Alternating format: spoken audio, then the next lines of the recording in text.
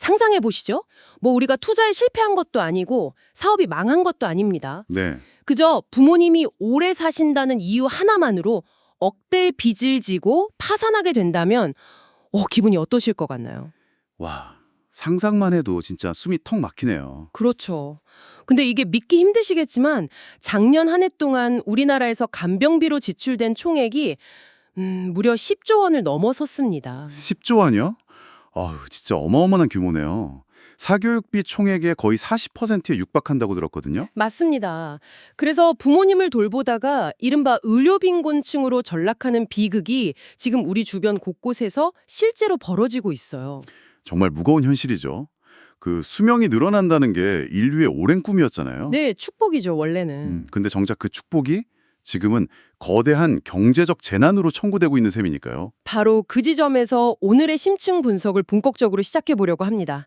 바쁜 일상 속에서 세상의 흐름을 놓치고 싶지 않은 청취자 여러분 환영합니다. 반갑습니다. 오늘 우리는 케어 유니스의 김영래 편집장이 지난 하루 동안의 국내외 시니어 트렌드를 아주 쫙 집약한 방대한 자료를 바탕으로 이야기를 나눌 건데요. 네, 기대가 됩니다. 지금 이 방송을 들으시는 기준일이 2026년 3월 24일 목요일입니다. 오늘 가장 핵심적인 인사이트만 쏙쏙 뽑아서 분석해 드릴게요. 오늘 자료를 분석하면서 저 역시 꽤 많이 놀랐거든요. 우리가 기존에 막연하게 가지고 있던 노인이라는 단어의 정의 자체가 완전히 폐기 처분되어야 할 시점이 왔더라고요. 맞아요. 오늘의 미션이 바로 그겁니다. 단순히 불쌍한 어르신들을 어떻게 도울까 이런 고루한 복지 정책 이야기가 절대 아니에요. 그렇죠. 그런 시기는 이미 지났습니다. 초고령 사회로 진입한 지금 시니어들이 수동적인 보호 대상을 넘어서 어떻게 경제와 사회를 굴러가게 하는 새로운 엔진으로 진화하고 있는지 그 패러다임의 대전환을 완벽하게 해독해 보겠습니다. 네, 일자리부터 시작해서 AI, 주거, 건강까지 아주 입체적으로 살펴볼 예정입니다. 자, 앞서 제가 오프닝에서 10조 원이라는 간병비 폭탄 이야기를 꺼냈잖아요. 네, 굉장히 충격적인 숫자였죠. 이 거대한 비용의 늪에서 우리 사회가 붕괴하지 않으려면 결국 시니어 스스로가 누군가에게 의존하는 시간을 최소화해야 한다는 결론이 나오거든요. 맞습니다. 최대한 오랫동안 활동적인 경제 주체로 남아있어야 하죠. 그렇다면 요즘 시니어들은 하루의 시간을 대체 어디에 또 어떻게 쓰고 있을까요? 제가 최근 뉴스에서 봤는데 70대 어르신들이 두바이 쫀득 쿠키, 일명 두쫑쿠를 만드셨대요. 아, 그 천안 사례 보셨군요. 네, 그걸 만들어서 막 오픈런을 일으켰다는 기사를 봤거든요. 이게 그냥 옛날처럼 소일거리로 시간 때우는 수준이 아니더라고요. 충남 천안의 시녀 카페, 남산의 봄 사례를 정확히 보셨네요. 과거의 노인 일자리라고 하면 약간 그 거리 환경 미화나 초등학교 앞 교통 통제 같은 걸 많이 떠올리셨잖아요. 그렇죠. 깃발 들고 서 계시는 모습이 가장 먼저 생각나죠. 근데 지금은 그 성격이 지역 필수 서비스로 완전히 진화했습니다. 데이터가 이걸 증명해주고 있는데요. 오, 어떤 데이터가 있나요? 부산의 경우를 보면 무려 900명 규모의 시니어들이 폐의약품 안심수거단으로 투입되었습니다. 900명이요? 와, 그냥 동네 몇 분 모이신 게 아니네요. 네, 도시의 보건과 환경을 책임지는 그 핵심 인프라를 시니어들이 직접 돌리고 있는 거죠. 해외 통계를 보면 이 흐름은 훨씬 더 명확합니다. 해외는 상황이 어떤가요? 스페인 노동시장 데이터를 좀 보면요. 현재 60세에서 64세 인구의 53%가 현역으로 근무하고 있습니다. 절반 이상이요? 대박이네요. 네, 1970년대 이후 무려 45년 만에 최고 고용률을 기록한 겁니다. 60대 초반의 절반 이상이 현역이라니 진짜 엄청나네요. 과거에 노인 일자리가 약간 국가가 불쌍한 분들에게 나눠주는 용돈 분배 시스템 같은 거였다면 네, 복지 차원이었죠. 지금은 멈춰가는 지역 경제에다가 경험 많은 새 엔진을 장착하는 느낌이 딱 듭니다. 아주 정확한 비유입니다. 새 엔진이죠. 그런데요, 제가 오늘 자료를 쭉 훑어보다가 도저히 이해가 안 가는 예산의 역설을 하나 발견했어요. 어떤 부분이죠? 65세 이상을 위한 일자리 예산은 어마어마하게 책정이 되어 있던데 정작 은퇴를 막 시작하는 50, 60세대 있잖아요. 그러니까 2차 베이비 부머들을 위한 예산은 턱없이 부족하더라고요. 아, 그 부분. 아주 날카로운 지적이십니다. 왜 이렇게 극단적인 차이가 나는 겁니까? 구체적인 수치를 보면 상황의 심각성이 확 와닿으실 겁니다. 65세 이상 노인 일자리 예산은 무려 2조 4천억 원에 달하거든요. 2조 4천억이요? 엄청난 돈이네요. 반면에 당장 퇴직 폭풍을 정면으로 맞고 있는 506 세대의 재취업 지원 예산은 그 2% 수준인 543억 원에 불과합니다. 2%요? 와, 진짜 너무하네요. 그분들이 당장 일자리가 제일 급한 분들 아닌가요? 그렇죠. 이른바 정책의 사각지대가 측에 발생한 건데요. 그 근본적인 원인은 정부의 관료주의적 행정 시스템이 아직 20세기의 나이 기준선에 딱 갇혀 있기 때문입니다. 20세기의 나의 기준선이요. 그게 구체적으로 어떤 구조길래 그런 오류가 생기는 건가요? 행정 편의상 65세를 기점으로 복지 대상자와 생산 가능 인구를 부자리들 딱 나눠버리는 겁니다. 아, 65세가 넘으면 무조건 노인이고 그 아래는 일할 수 있는 사람이다. 맞습니다. 65세가 넘으면 국가가 책임져야 할 노인으로 분류해서 대규모 복지 예산을 쏟아붓는데요. 55세나 60세에 조기 퇴직한 사람들은 여전히 젊고 일할 수 있는 생산 가능 인구로 묶여버립니다. 묶여버리니까 국가 지원에서는 쏙 빠지는 거군요. 네, 그래서 국가 지원 없이 알아서 각자 도생하라고 방치하는 셈이죠. 마치 첫째와 막내 사이에서 전혀 관심받지 못하는 둘째들 있잖아요. 아, 중간 자녀 증후군요. 네, 딱 그 중간 자녀 증후군 같은 상황입니다. 노동시장을 나이라는 칼로 자를 게 아니라 개인이 가진 스킬의 연속적인 연장선으로 보아야 하거든요. 듣고 보니 나이라는 칸막이가 만든 진짜 치명적인 오류네요.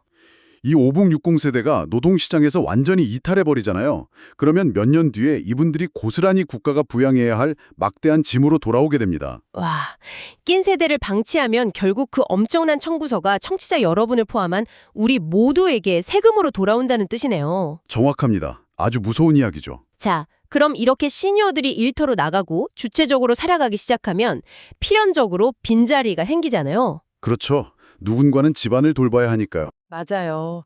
기초적인 케어를 해줄 사람이 필요한데 돌봄 인력이 턱없이 부족한 이 시점에 혜성처럼 등장한 조력자가 있습니다. 바로 인공지능, AI입니다. 기술이 어떻게 노년의 삶에 아주 깊숙이 침투하고 있는지 보여주는 가장 흥미로운 변화가 바로 그 지점입니다. 솔직히 저는 AI 하면 뭔가 되게 차갑고 기계적이라는 생각부터 들거든요. 어르신들이 기계랑 대화하는 게 과연 정서적으로 도움이 될까 싶었는데 의심이 드실 수 있죠? 네, 근데 실제 사례를 보니까 제 예상이 완전히 빗나갔더라고요. 케어링이라는 기업이 도입한 AI 마음돌봄 서비스를 좀 주목할 필요가 있습니다. 예전에 독거노인 안부전화 시스템 기억하시나요? 네, 그 기계음으로 식사하셨습니까? 하고 그냥 뚝 끊는 거잖아요. 맞습니다. 딱 그 수준이었죠. 하지만 지금의 AI는 차원이 다릅니다. 이들은 회상요법과 동기강화 상담이라는 고도의 심리상담 기법을 다 학습했어요. 심리 상담 기법까지요? 진짜 사람처럼 하네요. 예를 들어 어르신이 아유 오늘 허리가 좀 아프네 이렇게 말씀하시면 AI가 그걸 듣고 지난번에도 비 올 때 허리가 아프시다고 했는데 혹시 따뜻한 찜질은 해보셨어요? 라면서 과거의 맥락을 기억하고 공감까지 해줍니다. 와, 대박이네요. 예전 대화까지 다 기억하고 꺼내는 거잖아요. 심지어 구글의 AI 제미나이를 활용하는 서울 성문교회 어르신들은 깍듯한 존댓말 대신에 반말로 아주 편하게 AI랑 대화하십니다. 어르신들이 기계한테 야, 오늘 맛집 어디냐 이렇게 물어보시는 거군요. 네, 길도 묻고 맛집도 찾고요. 기계가 오히려 바쁜 손주보다 훨씬 더 다정한 말봇이 되어주고 있는 상황인 거죠. 시야 인사이트라는 기업의 특허 기술은 보니까 더 놀랍던데요. 방 안에 카메라나 센서를 달아놓고 단순히 움직임만 보는 게 아니라면서요. 네, 그건 정말 디테일의 끝판왕입니다. 얼굴 표정이나 손의 미세한 떨림, 체온의 변화까지 싹 다 통합해서 분석한다고 하더라고요. 맞아요. 그걸로 어르신이 오늘 약을 제때 드셨는지 안 드셨는지 복약 여부까지 정밀하게 파악을 합니다. 진짜 똑똑한 간병인 하나를 집에 24시간 둔 거나 다름없네요. 중국 베이징에는 아예 조리 로봇과 서빙 로봇이 전면적으로 배치된 스마트 노인 돌봄센터까지 이미 등장을 했습니다. 와, 완전 SF 영화 같은 현실이네요. 인력난이라는 거대한 벽을 기술로 돌파하려는 실험들이 지금 전 세계에서 동시다발적으로 벌어지고 있는 겁니다. 듣다 보니까 참 아이러니해요. 인력 부족이라는 차가운 현실 때문에 도입한 기계가 오히려 24시간 불평 한마디 없이 어르신들 이야기를 들어주는 세상에서 가장 따뜻한 귀를 가졌다는 게 말이죠. 네, 아주 절묘한 역설이죠. 그런데요, 여기서 제가 좀 삐딱한 질문 하나 던져보겠습니다. 네, 해보시죠. 만약 어르신들이 기계랑 대화하면서 외로움도 덜고 행복을 느낀다면 그게 진짜 사람이 아니라는 게 과연 문제가 될까요? 어떤 의미이신지 알 것 같네요. 어차피 바빠서 1년에 몇 번 찾아오지도 않는 진짜 가족보다는 맨날 다정하게 대답해주는 가짜 AI가 100번 낫지 않습니까? 굉장히 도발적이면서도 진짜 현실적인 질문입니다. 바로 그 지점이 월스트리트 저널이 최근에 아주 강력하게 경고한 튜링 트랩의 핵심이거든요. 튜링 트랩이요? 그게 뭔가요? 우리가 AI한테 속아 넘어간다는 뜻인가요? 비슷합니다. AI가 너무나도 정교하게 그리고 완벽하게 다정한 대화를 이어나가다 보니까 인간이 무의식적으로 이 기계가 실제로 사람처럼 생각하고 나를 진심으로 걱정하고 있다고 믿어버리는 인지적인 함정을 말합니다. 여러분도 당장 고립된 어르신에게 다정한 AI가 큰 위안이 된다는 사실 자체를 부인하기는 힘드실 겁니다. 저도 동의하고요. 그렇죠. 당장 너무 외로우시니까요. 하지만 정책 결정자들이 이 튜링 트랩에 빠지는 순간 그때부터는 사회적 재앙이 시작됩니다. 정책 결정자들이 빠진다고요? 어떤 식으로요? 가령 이런 거죠. 아, AI가 노인들의 외로움을 완벽하게 달래주네. 그럼 비용 많이 드는 방문 요양보호사는 굳이 필요 없겠네? 네, 바로 그겁니다. 요양보호사 예산을 삭감해도 되겠다라고 오판하게 되는 겁니다. 인간은 생물학적으로 눈을 마주치고 체온을 나누고 같은 공간에서 서로의 취약성을 공유할 때 옥시토신 같은 호르몬이 분비되거든요. 이게 필수적입니다. 스킨십이나 진짜 대면 만남이 주는 안정감이라는 게 분명히 있죠. AI는 그 공백을 그냥 시뮬레이션할 뿐입니다.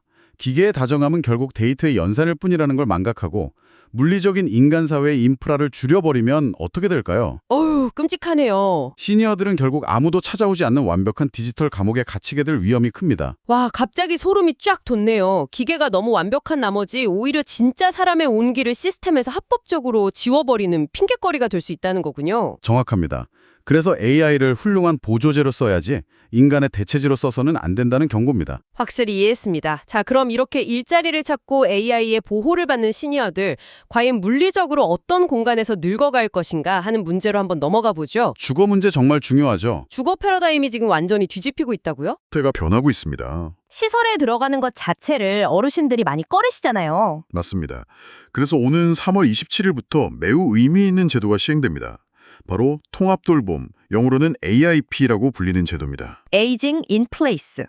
그러니까 살던 곳에서 그대로 나이 들어간다 이런 뜻인데 이게 구체적으로 어떻게 작동하는 시스템인가요? 과거에는 노인이 골절상을 입거나 큰 병에 걸려서 입원하면 퇴원 후에 집에 혼자 계실 수가 없잖아요. 네, 돌봐줄 사람이 없으니까요. 그러니까 자연스럽게 요양병원이나 요양원으로 들어가는 게 일종의 공식이었습니다.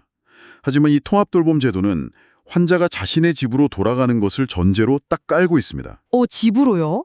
그럼 누가 돌봐주나요? 대신 의사, 간호사, 요양보호사가 환자의 집으로 직접 방문해서 의료와 돌봄 서비스를 제공하는 거죠. 아, 찾아가는 서비스군요. 실제로 강원도에서 노인들을 대상으로 수요 조사를 해봤더니 가장 원하는 서비스 압도적 1위가 의사 선생님이 집으로 찾아오는 방문 의료로 나타났습니다. 곰곰이 생각해보면 진짜 너무 당연한 것 같아요. 그렇죠. 평생 내 손때가 묻은 소파, 내가 늘 쓰던 익숙한 주방, 또 인사 나누는 동네 이웃들이 있는 곳에서 존엄하게 여생을 보내고 싶잖아요. 당연합니다. 낯선 병실 침대에 누워서 하루 종일 천장만 보고 싶을 사람이 세상에 어디 있겠습니까? 시설로 쫓겨나는 것 자체가 엄청난 심리적 트라우마를 유발한다고 들었어요. 네, 이른바 이주 스트레스 증후군이라고 하죠.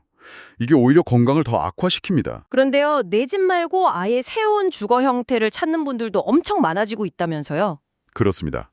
두 가지 극단적인 하지만 매우 합리적인 트렌드가 떠오르고 있는데요. 첫째는 15분 도시 트렌드입니다. 15분 도시요? 과거 은퇴자들의 로망은 보통 복잡한 도시를 떠나서 조용한 시골에 전원주택을 짓는 거였잖아요. 네, 자연인처럼 사는 거 많이들 꿈꾸셨죠? 하지만 지금 시니어들은 샌프란시스코 혹은 서울 같은 그 엄청나게 비싼 물가를 기꺼이 감수하고 살아도 도심 한가운데 남으려고 합니다. 아니, 굳이 왜 그 복잡하고 비싼 곳에 남으려는 건가요? 핵심은 바로 접근성입니다.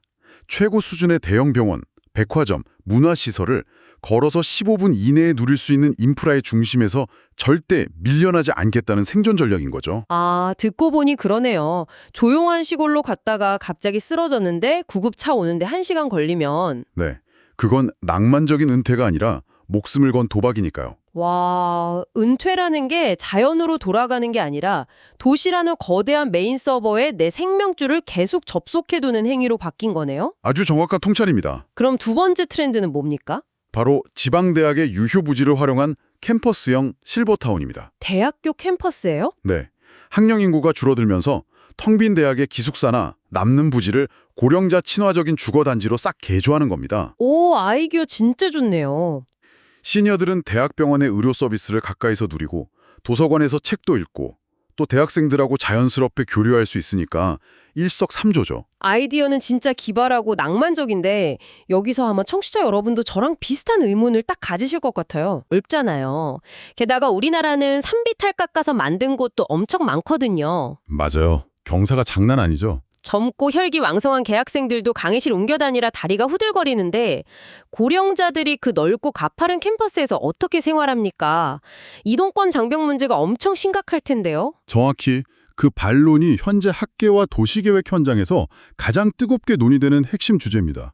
만약 캠퍼스 실버타운을 단순히 젊은이들의 공간 한 구석에 노인들을 몰아넣는 것으로 접근한다면 이건 100% 실패할 겁니다. 그렇죠. 갇혀 지내는 거나 다름없으니까요. 고령자의 이동권, 즉 모빌리티 문제를 완벽하게 해결하지 못하면 그 넓은 캠퍼스는 거대한 고립된 섬이 되어버리거든요. 그럼 어떻게 해결해야 하나요? 뭐 캠퍼스 곳곳에 무빙워크라도 깔아야 하는 건가요? 물리적 환경 자체를 근본적으로 뜯어 고쳐야 합니다. 휠체어나 보행 보조기가 어디든 갈 수 있는 베리어 프리 설계를 캠퍼스 전역에 적용하는 것은 기본이고요. 턱을 다 없애는 거군요. 네. 게다가 고령자의 호출에 맞춰서 기숙사와 식당, 병원을 오가는 저속 자율주행 셔틀포드 같은 맞춤형 이동수단이 캠퍼스의 혈관처럼 쉴 새 없이 돌아다녀야 합니다. 아, 자율주행 카트 같은 게 계속 모시고 다니는 거네요. 여기서 우리가 하나 짚고 넘어갈 철학적인 통찰이 있습니다. 과거 우리 사회에서 노인에 대한 존중이란 그저 지하철에서 자리를 양보하거나 명절에 용돈을 좀 쥐어드리는 개인적인 예의범절 수준이었잖아요. 네, 약간 도덕적인 영역이었죠. 하지만 초고령 사회의 진짜 존중은 75세의 노인도 타인의 도움 없이 자유롭게 이동하고 의료를 누릴 수 있도록 물리적인 사회적 시스템과 건축을 재설계하는 그 자체로 진화하고 있다는 사실입니다. 진정한 존중은 예의범절이 아니라 시스템 설계다. 이거 진짜 명언이네요. 당장 다이어리에 적어놔야겠습니다. 시스템이 뒷받침되어야 진짜 복지니까요. 자, 이제 주체적인 일자리, AI 비서, 그리고 완벽히 설계된 캠퍼스까지 다 갖췄습니다. 하지만 이 모든 멋진 인프라를 도심 한가운데에서 즐기려면 가장 밑바탕이 되어야 하는 필수 조건이 하나 있죠. 바로 신체적, 인지적 건강입니다. 맞습니다. 그런데 최근 건강관리 트렌드가 아프면 병원에 가서 수동적으로 의사 처방을 받는 수준을 완전히 넘어섰다고요. 네, 능동적으로 내 몸의 생물학적 한계를 극복하려는 이른바 바이오 해킹이 시니어 트렌드의 중심으로 떡하니 자리 잡았습니다. 바이오 해킹이라고 하니까 약간 무슨 SF 영화에서 몸에 막 칩을 심고 이러는 것 같은데 제가 뉴욕타임스 기사를 보니까 생각보다 엄청 일상적인 방법들이더라고요. 맞습니다. 아주 일상적이지만 과학적으로 굉장히 정교한 접근이죠. 예를 들어 시니어들에게 가장 치명적인 질환 중 하나가 골다공증으로 인한 낙상사고거든요. 뼈 부러지면 정말 큰일 나죠. 뼈를 튼튼하게 하려고 무작정 비싼 칼슘약을 먹는 게 아니라 스쿼트 같은 근력 운동을 한 직후에 저지방 우유 한 잔을 딱 마시는 타이밍의 기술을 활용하는 겁니다. 아, 직후에요? 네, 근육이 영양을 가장 강하게 흡수하는 그 골든타임을 해킹해서 생물학적 효율을 극대화하는 방식이죠. 무조건 약에 의존하는 게 아니라 내 몸의 메커니즘을 꿰뚫고 그걸 영리하게 이용하는 거군요. 맞습니다. 그런데 신체 건강만큼이나 걱정되는 게 바로 치매, 즉 뇌 건강이잖아요. 이 부분은 어떻게 해킹하나요? 그 부분에 있어서도 미국 러시대 메디컬 센터의 최근 연구 결과가 아주 희망적인 단서를 제시합니다. 평생에 걸쳐서 새로운 것을 배우고 지적 활동을 유지한 이른바 인지적 풍요를 누린 그룹을 추적 관찰했거든요. 네, 결과가 어땠나요? 이들은 알츠하이머병의 발병 시점이 평균 5년이나 지연됐습니다. 88세에 발병할 치매가 94세로 늦춰진 거죠. 5년이면 진짜 엄청난 시간인데요. 그냥 책을 읽고 외국어를 배우는 게 뇌에 구체적으로 어떤 작용을 하길래 병을 그렇게 늦추는 건가요? 우리 뇌는 새로운 것을 배울 때마다 신경세포들 사이에 새로운 연결망을 촘촘하게 만들어냅니다. 이걸 인지적 예비능이라고 부르는데요. 인지적 예비능이요? 쉽게 비유로 하자면 이렇습니다.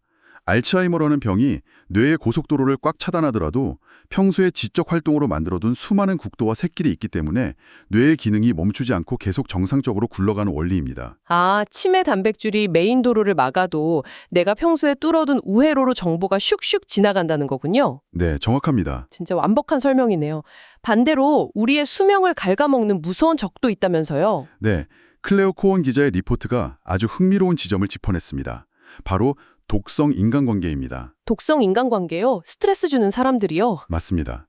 나에게 끊임없이 스트레스를 주고 자존감을 깎아내리는 사람들과 관계를 유지하는 것은 단순한 감정 소모가 아닙니다. 그럼 몸에도 영향이 오나요? 세포의 노화시계라고 불리는 텔로미어의 길이를 물리적으로 뚝뚝 끊어내서 생물학적 노화를 급격히 가속한다는 사실이 과학적으로 입증되었습니다. 와, 텔로미어를 끊어버린다고요? 결국 가장 훌륭하고 값싼 바이오 해킹은 수십만 원짜리 영양제를 챙겨 먹는 게 아니었네요. 네, 아니죠. 나를 피곤하게 만드는 독성 친구를 과감히 손절하고 그 남는 시간에 새로운 외국어나 악기를 하나 배우는 거였습니다. 와, 아주 명쾌한 삶의 지침이네요. 하지만 이 바이오 해킹 트렌드가 불러온 어두운 그림자도 우리는 절대 관고해서는 안 됩니다. 그림자요? 어떤 부작용이 있나요? 영국 일간지 더 가디언은 이를 장수 고착 증후군이라는 말로 강하게 꼬집었습니다. 장수 고착 증후군요. 수명을 연장하려고 너무 애쓰다가 오히려 병이 난다는 건가요? 정확합니다. 내 몸을 완벽하게 통제하겠다는 욕구가 너무 강해진 나머지 스마트워치 같은 웨어러블 기기가 쏟아내는 수치에 병적으로 집착하는 현상입니다. 아, 예를 들면 아침에 일어나서 오늘 렘 수면을 몇 시간 했나, 심박수 변이도는 정상인가? 이런 걸 계속 들여다보면서 스트레스 받는 거요. 맞습니다. 여기서 아주 기가 막힌 생리학적 역설이 발생하는데요. 오늘 수면 점수가 왜 이렇게 낮지? 왜 심박수가 기준치에서 벗어났지? 라면서 수치에 집착하고 불안해하는 그 순간 우리 몸에서는 코르티솔이라는 스트레스 호르몬이 대량으로 뿜어져 나옵니다. 아, 불안감 때문에요? 네. 아이러니하게도 이 코르티솔은 앞서 말씀드린 노화 방어막인 텔로미어를 가장 빠르게 파괴하는 주범이거든요. 세상에? 즉, 건강해지려고 시작한 강박적인 통제가 오히려 스트레스라는 맹독을 스스로 만들어내서 자신의 수명을 단축시키는 코비디 같은 상황이 벌어지는 거죠. 건강하려고 찬 시계가 뿜어내는 수치 때문에 스트레스 받아서 오히려 늙어간다니 진짜 주객이 전도된 블랙 코미디네요. 그래서 더 가디언은 이렇게 조언합니다. 건강 수치를 소수점까지 통제하려는 강박보다 훨씬 중요한 것은 오늘 만난 친구와 껄껄 웃으며 나누는 유쾌한 대화, 산책길에 벤치에 앉아 멍하니 햇살을 쬐는 적당한 느슨함이라고요. 적당한 느슨함이요? 네, 그 일상의 여유와 느슨함이야말로 우리의 신경계를 안정시키고 진정한 웰빙으로 이끄는 최고의 명약이라는 사실을 절대 잊지 말아야겠습니다. 완벽주의보다는 적당한 느슨함이 진짜 노화를 막는 보약이다. 청취자 여러분도 이 문장은 꼭 기억하셨으면 좋겠습니다. 네, 꼭 기억해 주세요. 자, 이렇게 오늘 우리는 케어유 뉴스의 방대한 자료를 바탕으로 시니어 트렌드의 대전환을 4가지 핵심 축으로 깊숙이 파헤쳐 보았습니다. 지역사회의 엔진이 된 일자리, 따뜻한 돌봄과 튜링 트랩의 경계를 넘나드는 AI, 생존과 존중을 위한 주거 공간의 재설계, 그리고 강박을 넘어선 진짜 바이오 해킹까지요. 우리가 막연히 두려워했던 고령화라는 거대한 파도가 사실은 사회 시스템 전체를 더 정교하고 인간적으로 진화시키는 강력한 원동력이 되고 있다는 걸 확인할 수 있는 아주 의미 있는 시간이었습니다. 오늘 이 긴 대화에 동참해주신 청취자 여러분, 절대 잊지 마십시오. 오늘 우리가 나눈 이 모든 변화는 단지 우리 부모님 세대만의 이야기가 아닙니다.